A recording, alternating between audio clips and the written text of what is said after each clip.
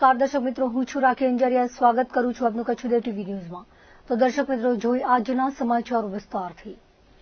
ભુજના રવાણી ફળિયામાં માતા પુત્રના એક સાથે મોત થતા અરેરાટી ફેલાઈ જવા પામી હતી. માતા અને પુત્ર અહીં એકલા રહેતા હતા. બુધવારે બપોરે મામલાની જાણ થતા પરિવારજનો દોડી આવ્યા હતા. એ ડિવિઝન પોલીસ પણ પહોંચી આવી હતી. બાદમાં દેહને પીએમ માટે જીકે જનરલ હોસ્પિટલ લઈ જવાની તજવીજ હાથ ધરવામાં આવી હતી. જાણવા મળતી વિગતો મુજબ સોની સમાજના ભરતભાઈ બારમેડા દિવ્યાંગ હતા અને તેઓ પેરાલિસિસથી પીડિત હતા. તેમજ તેમના માતા રસીલાબેન પણ અંદાજે 70 વર્ષના હતા અને થાઇરોઇડ તેમજ અન્ય બીમારી અને ઉંમરના કારણોસર અશક્ત હતા. બંને એકબીજાના જીવનનો સહારો હતા. દરમિયાન એટેક આવી જવાના કારણે માતાનું મોત થયાનું હાલ તબક્કે માનવામાં આવી રહ્યું છે. સાથ છૂટી જવાના ધ્રાસકામાં પુત્રનું પણ મોત થયાનું સ્થાનિકે ચર્ચાયું હતું, પણ સાચું કારણ પોસ્ટમોર્ટમના રિપોર્ટ બાદ જ જાણવા મળશે. અલબત્ત બનાવની જાણ થતાં એ ડિવિઝન પોલીસ સ્થળ પર પહોંચી હતી. PIMR નકુમ સાથે વાત કરતા તેમણે જણાવ્યું હતું કે બંનેના મૃતદેહ મળ્યા છે. પીએમ માટે જીકે જનરલ હોસ્પિટલમાં ખસેડવામાં આવ્યા છે. હાલ આગળની તપાસ ચાલુ છે. દરમિયાન બનાવની જાણ થતાં તેઓના પરિવારજનો તેમજ આસપાસના લોકો ભેગા થઈ ગયા હતા. આ બનાવથી અરેરાટી ફેલાઈ જવા પામી હતી. અપહરણના ગુનામાં પોલીસે 2 આરોપીઓને ગણતરીના જ દિવસોમાં ઝડપી પાડ્યા છે. પોલીસે ગુનામાં ઉપયોગમાં લેવાયેલ ક્રેટા કાર સહિત 3,50,000નો મુદ્દામાલ પણ કબજે કર્યો છે. ભચાઉ પોલીસ સ્ટેશન ખાતે અપહરણનો ગુનો નોંધાયો હતો. ઘટનાની ગંભીરતાને ધ્યાનમાં રાખી ભચાઉ પોલીસે તાત્કાલિક તપાસ હાથ ધરી હતી.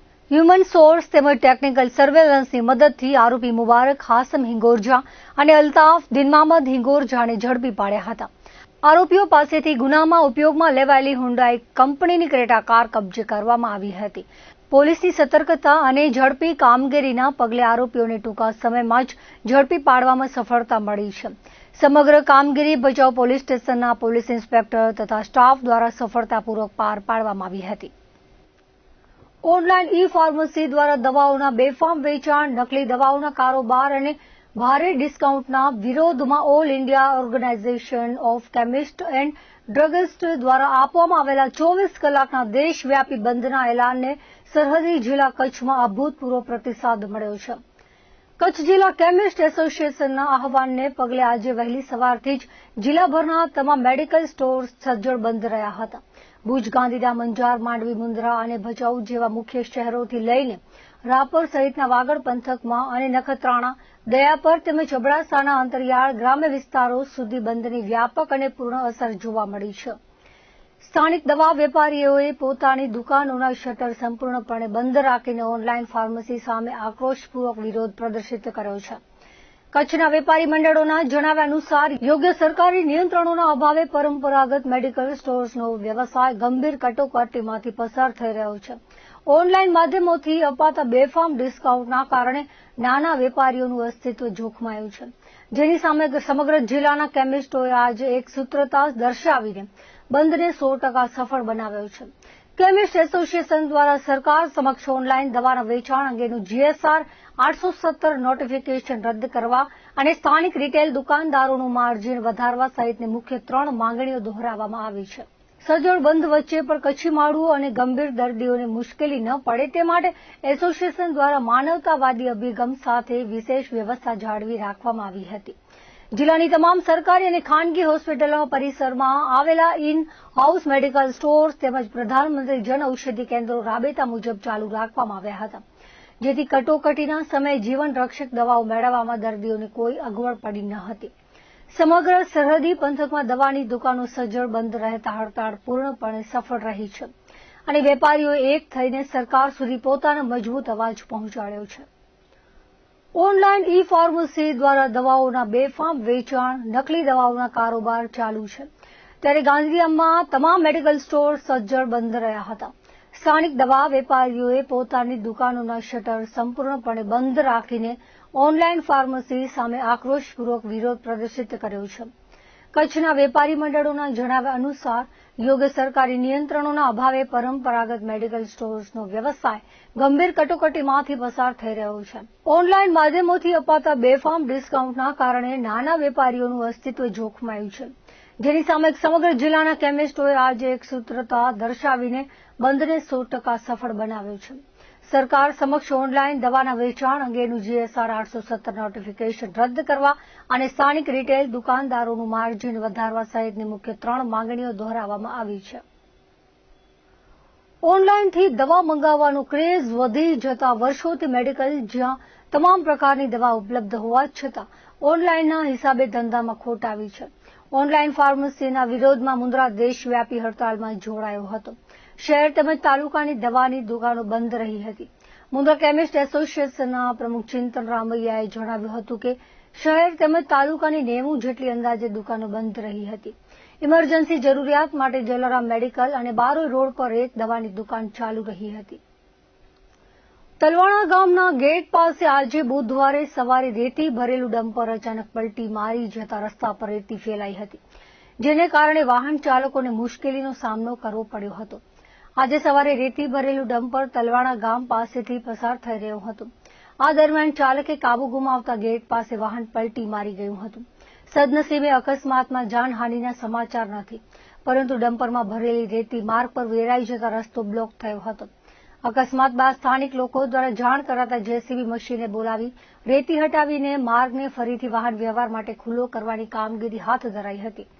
ઓવરલોડ પરિવહન હતું કે અન્ય કોઈ કારણોસર બનાવ બન્યો તે બાબત સામે આવી નથી. ગ્રામજનોના જણાવ્યા પ્રમાણે ગામમાંથી રેતી સહિતના ખનીજના વાહનો પસાર થતા હોય ઉઠતા રજકણોના કારણે નાના વાહન ચલાવવા મુશ્કેલ બની જાય છે. આ બાબતે મામલતદાર સહિતનાઓને રજૂઆત કરાઈ છે, તેમ છતાં કોઈ ઉકેલ આવ્યો નથી. તેવામાં આજે રેતી ભરેલી ગાડી જ પલટી મારી ગઈ હતી. દરમિયાન અહીં વ્યાપક ઓવરલોડ પરિવહનની ફરિયાદ સામે આવી છે. ખનીજના વાહનોમાં તાલપત્રી બાંધવામાં આવતી નથી. ખાણ ખનીજ આરટીઓ અને સ્થાનિક પોલીસ દ્વારા તપાસ કરવામાં આવતી નથી.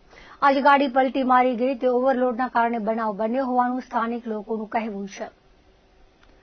ભુજમાં પર્યાવરણની જાળવણી અને સ્વચ્છતાને વધુ સુદૃઢ બનાવવાના ઉદ્દેશ્યથી નગરપાલિકા દ્વારા સિંગલ યુઝ પ્લાસ્ટિકના ઉપયોગ સામે કડક વલણ અપનાવવામાં આવ્યું છે. શહેરમાં પ્રતિબંધિત એવા સિંગલ યુઝ પ્લાસ્ટિકનો વપરાશ અને તેનું વેચાણ અટકાવવા માટે પાલિકા તંત્ર દ્વારા એક ખાસ ઝુંબેશ હાથ ધરવામાં આવી છે, જે અંતર્ગત વિવિધ વિસ્તારોમાં સઘન તપાસ શરૂ કરવામાં આવી છે.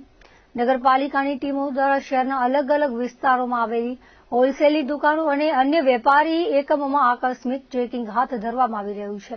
આ કડક કાર્યવાહીના પરિણામ સ્વરૂપે તંત્ર દ્વારા અત્યાર સુધીમાં અંદાજે 1200 કિલો જેટલો પ્રતિબંધિત સિંગલ યુઝ પ્લાસ્ટિકનો જંગી જથ્થો કબજે કરી લેવામાં આવ્યો છે.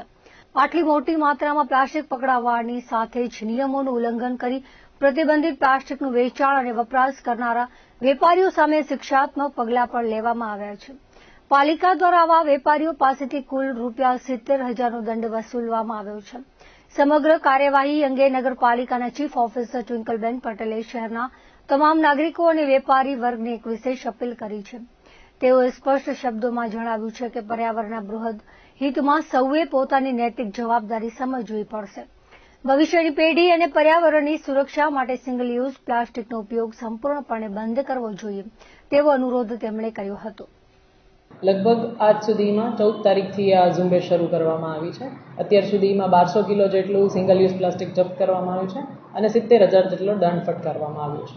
દરેક વેપારી જે લિમિટથી નીચેના માઇક્રોનની પ્લાસ્ટિકનો વપરાશ કરે છે અને સિંગલ યુઝ પ્લાસ્ટિકનો વેચાણ કરે છે તે બધાના અગેન્સ્ટ કડક કાર્યવાહી કરવામાં આવશે. પ્લાસ્ટિક વેસ્ટ મેનેજમેન્ટ નિયમો અનુસાર જે એક નિયત પ્લાસ્ટિક માઇક્રોન છે એનાથી વધારેનું જો પ્લાસ્ટિક હશે તો એ જપ્તી નહીં કરવામાં આવે, પરંતુ જો single use plastic criteria fulfil નહીં કરતું હોય તો એ બધું જ પ્લાસ્ટિક જપ્ત કરવામાં આવશે. પશુધન ધરાવતા સરહદી કચ્છમાં આગામી ચોમાસાની ઋતુને ધ્યાનમાં રાખીને વહીવટીતંત્ર દ્વારા વ્યાપક સ્તરે તૈયારીઓ હાથ ધરવામાં આવી છે. કચ્છ જિલ્લા પશુપાલન અધિકારી ડોક્ટર રાજેશ પટેલે જણાવ્યું હતું કે જિલ્લામાં ગાય, ભેંસ, ઘેટા, બકરા, ઘોડા અને ઊંટ સહિત અંદાજે 23 લાખ જેટલું વિશાળ પશુધન આવેલું છે. પશુધનને ચોમાસા દરમિયાન થતા જીવલેણ રોગોથી બચાવવા માટે અત્યારથી જ આગોતરા પગલાં લેવા અનિવાર્ય બન્યા છે. ચોમાસાની શરૂઆત થાય તે પહેલા પશુઓમાં ખાસ કરીને ગાય અને ભેંસ વર્ગમાં ગળસુંડાનો ગંભીર રોગ ફેલાવાની શક્યતા વધુ રહે છે. આ પરિસ્થિતિને નિયંત્રણમાં રાખવા માટે પશુપાલન વિભાગ દ્વારા ખાસ રસીકરણ ઝુંબેશ શરૂ કરવામાં આવી છે. જિલ્લાના તમામ પશુપાલકોને પોતાના નજીકના પશુ સારવાર કેન્દ્ર અથવા સરકારી પશુ દવાખાનાનો સંપર્ક કરી પોતાના પશુઓને સમયસર ગળસુંડાની રસી મુકાવી લેવા અનુરોધ કરાયો છે. સરકાર દ્વારા રસી તદ્દન નિઃશુલ્ક આપવામાં આવી રહી છે, જેથી રોગચાળો ફાટી નીકળે તે પહેલા જ પશુઓનું રક્ષણ કરી શકાય. કચ્છમાં આગામી ચોમાસાની ઋતુને ધ્યાનમાં રાખીને પશુપાલન વિભાગ દ્વારા પશુધનની સુરક્ષા માટે વિશેષ તૈયારીઓ શરૂ કરવામાં આવી છે. જિલ્લા પશુપાલન અધિકારી ડોક્ટર રાજેશ પટેલે જણાવ્યું હતું કે કચ્છ જિલ્લામાં હાલે અંદાજે 11 લાખ જેટલા ઘેટાં અને બકરાનું વિશાળ પશુધન અસ્તિત્વ ધરાવે છે. પશુધનને મોસમી રોગચાળાથી બચાવવા માટે માલધારીઓનો સહયોગ અત્યંત અનિવાર્ય છે. ચોમાસા દરમિયાન પશુઓમાં ફેલાતા સંભવિત રોગોને અટકાવવા માટે સરકાર દ્વારા ખાસ આયોજન કરવામાં આવ્યું છે. જિલ્લાના તમામ માલધારીઓને તેમના નજીકના સરકારી પશુ દવાખાના અથવા પશુ સારવાર કેન્દ્રનો તાત્કાલિક સંપર્ક કરવા જણાવાયું છે. પશુપાલન વિભાગ દ્વારા તમામ ઘેટાં બકરા માટે કૃમિનાશક દવા વિનામૂલ્યે ઉપલબ્ધ કરાવવામાં આવી છે, જેથી પશુપાલકો કોઈપણ આર્થિક બોજ વિના આ સેવાનો લાભ મેળવી શકે. આ પૂર્વેની તૈયારીઓ પશુધન આરોગ્ય માટે ખૂબ જ ફાયદાકારક સાબિત થશે. સમયસર કૃમિનાશક દવા પીવડાવવાથી ઘેટાં બકરાની શારીરિક તંદુરસ્તી અને રોગપ્રતિકારક શક્તિમાં નોંધપાત્ર સુધારો થાય છે. આ પદ્ધતિ અપનાવવાથી ચોમાસાની ઋતુ દરમિયાન પશુઓમાં ફેલાતા ઘાતક અને ચેપી રોગચાળાને સમયસર અટકાવી શકાશે, જેનાથી માલધારીઓને થતા આર્થિક નુકસાનથી બચાવી શકાશે, તેવું ડોક્ટર પટેલે વધુમાં જણાવ્યું હતું. મોસમી અને વિષાણુજન્ય રોગ ખરવા મોવાસા સામે પશુપાલકોને જાગૃત કરવા માટે પશુપાલન વિભાગ દ્વારા ખાસ માર્ગદર્શન પૂરું પાડવામાં આવ્યું છે. ડોક્ટર રાજેશ પટેલના જણાવ્યા મુજબ ખરવા મોવાસા એવો વિષાણુજન્ય રોગ છે જેમાં પશુઓના મૃત્યુનું પ્રમાણ ખૂબ જ ઓછું હોય છે, પરંતુ આ રોગના કારણે પશુઓને દૂધ આપવાની ક્ષમતામાં સીધો 50% જેટલો મોટો ઘટાડો નોંધાય છે. આ પરિસ્થિતિ પશુપાલકો માટે ભારે આર્થિક નુકસાનનું કારણ બને છે, જેથી સમયસર રસીકરણ નુકસાનમાંથી બચવાનો એકમાત્ર ઉપાય છે. ગંભીર આર્થિક નુકસાનથી પશુપાલકોને બચાવવા માટે સરકાર દ્વારા વર્ષમાં 2 વખત એટલે કે ફેબ્રુઆરી, માર્ચ અને સપ્ટેમ્બર મહિના દરમિયાન ખરવા મોવાસા વિરોધી રસી વિનામૂલ્યે આપવામાં આવે છે. જિલ્લામાં આશરે 10 લાખ જેટલા પશુઓને આવરી લેવાના લક્ષ્યાંક સાથે વેટરનરી ઓફિસર્સ, પશુધન નિરીક્ષકો અને પેરાવેટ સ્ટાફની વિશાળ ટીમ કાર્યરત કરવામાં આવી છે. જિલ્લાના તમામ પશુપાલકોને આ નિયત સમયગાળા દરમિયાન અચૂકપણે રસીકરણ કરાવી લેવા તેમણે અનુરોધ કર્યો હતો. કચ્છ જિલ્લો રાજ્યમાં વધારે પશુધન ધરાવતો જિલ્લો છે. કચ્છ જિલ્લામાં 23 લાખ જેટલું પશુધન છે, જેમાં ગાય, ભેંસ, ઘેટાં, બકરા, ઘોડા, ઊંટ વગેરેનો સમાવેશ થાય છે. ગાય અને ભેંસમાં ચોમાસા પહેલાં ગળસુંડાની રસીકરણ થતું હોય છે. કચ્છના સર્વે પશુપાલકોને આપના માધ્યમથી હું જણાવવા માગું છું કે ચોમાસા પહેલાં આપના ગાય અને ભેંસ વર્ગના પશુઓને નજીકની પશુ સારવાર સંસ્થાઓનો સંપર્ક કરી અને ગળસુંડાની રસી અવશ્ય મુકાવી લેશો, જે સરકારશ્રી તરફથી નિઃશુલ્ક છે, જેથી કરીને આપણા પશુઓને કોઈ રોગચાળો આવે એના પહેલાં અટકાવી શકાય. કચ્છ જિલ્લામાં વર્ષમાં 2 વખત ખરવા મોવાસા વિરુદ્ધની રસી સરકારશ્રી તરફથી વિનામૂલ્યે આપવામાં આવે છે. જનરલી ફેબ્રુઆરી, માર્ચ મહિનો અને સપ્ટેમ્બર મહિનામાં આ રસીકરણ ગાય અને ભેંસ વર્ગના તમામ પશુઓને આવરી લેવામાં આવી છે. અંદાજિત 10 લાખ જેટલું રસીકરણ કચ્છ જિલ્લામાં તમામ કચ્છ જિલ્લાના વેટરનરી ઓફિસર્સ, પશુધન નિરીક્ષક અને પેરાવેટ સ્ટાફ તરફથી રસીકરણની કામગીરી કરવામાં આવે છે.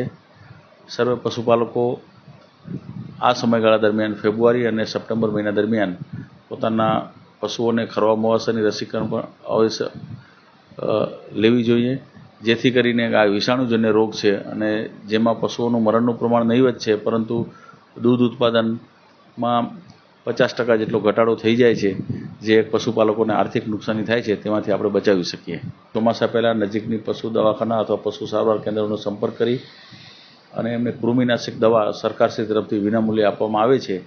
તો કૃમિનાશક દવા પોતાના ઘેટા બકરાને પીવડાવી અને જેના લીધે ઘેટા બકરાનું તંદુરસ્તી સુધરશે અને ચોમાસા દરમિયાન થતા ચેપી રોગચાળા આપણે અટકાવી શકશું.